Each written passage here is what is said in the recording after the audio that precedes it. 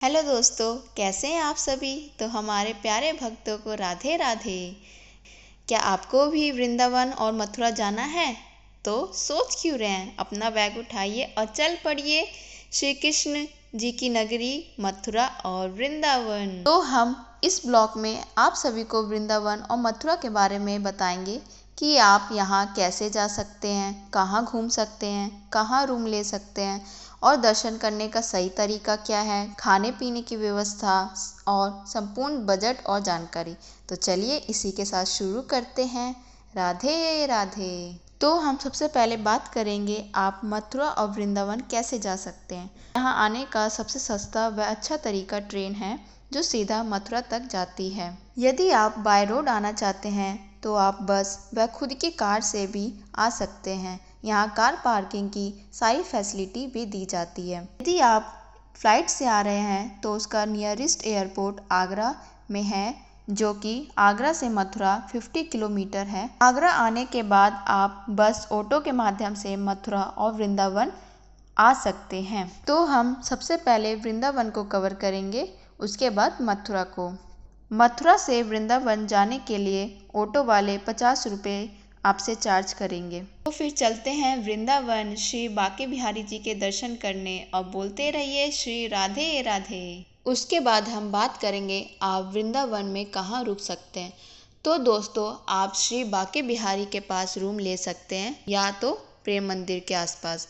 और आप 500 मीटर के आसपास ही होटल व धर्मशाला ले ताकि आपको कोई दिक्कत ना हो। तो वृंदावन में धर्मशाला 600 रुपये से स्टार्ट हो जाता है और होटल 800 रुपये से।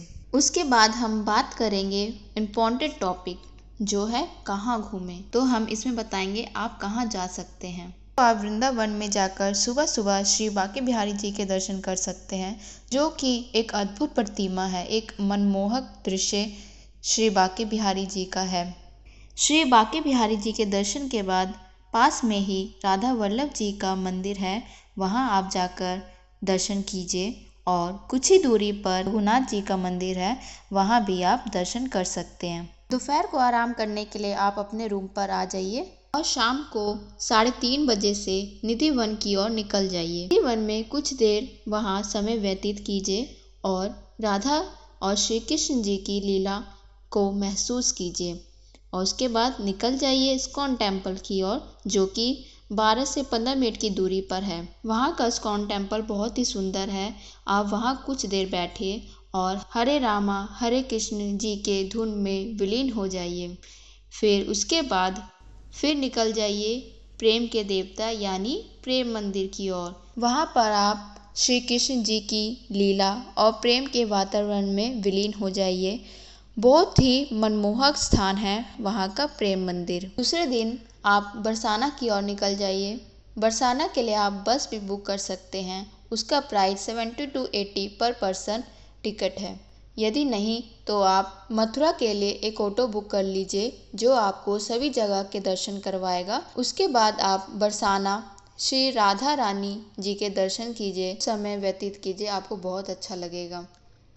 और फिर निकल जाइए गोवर्धन पर्वत की ओर, जो कि आधे घंटे का रास्ता है। यदि आपका मन परिक्रमा करने का है तो आप परिक्रमा भी कर सकते हैं।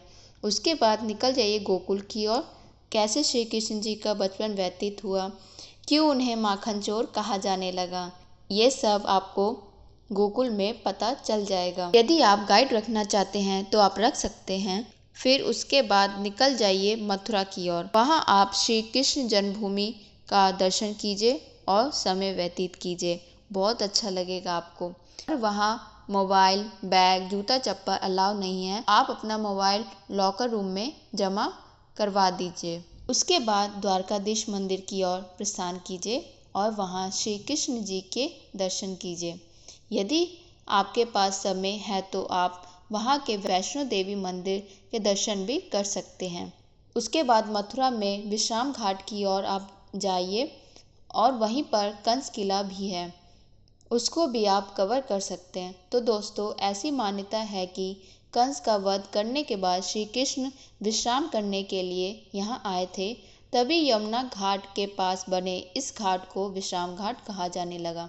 तो आप इसका भी आनंद उठा सकते हैं और यहाँ दर्शन कर सकते हैं। इसी की तरह अपनी मनोकामना मांगे और हंसते हंसते राधे राधे बोलते रहिए। तो दोस्तों अब हम बात करेंगे दर्शन करने का सही तरीका, जो सुबह 7 बजे से 1 बजे तक है और शाम को 4 बजे से 8 बजे तक है।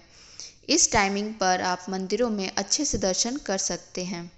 तो अब बात करेंगे खाने पीने की। वैसे तो मथुरा वृंदावन में खाने पीने की कोई शिकायत नहीं है। वहाँ आपको साफ सुथरा व स्वादिष्ट भोजन कम रेट में मिल जाएगा। फिर भी आपको 2-3 नाम मैं सजेस्ट कर सकती हूँ। एक चौपाटी रेस्टोरेंट है जो कि प्रेम मंदिर के पास है, और एक श्री लाडली महाराज रेस्टोरेंट है जो बरसाना के पास है। यहाँ आपको कम रेट में अच्छा व हाइजीनिक खाना मिल जाएगा।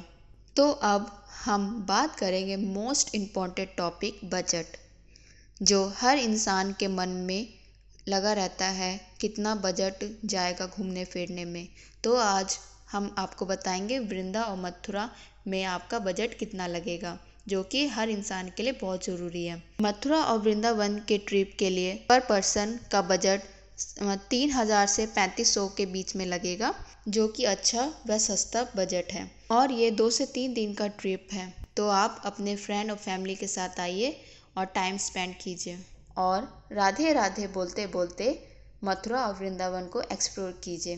तो दोस्तों इस छोटे से ब्लॉग में मैंने आपको मथुरा और वृंदावन की छोटी बड़ी सभी चीज़ों को बताने की कोशिश की है। यदि आपको कुछ भी डाउट लगता है तो आप हमारे कमेंट में पूछ सकते हैं। तो फिर मिलेंगे आपको नेक्स्ट ब्लॉग में। राधे राधे।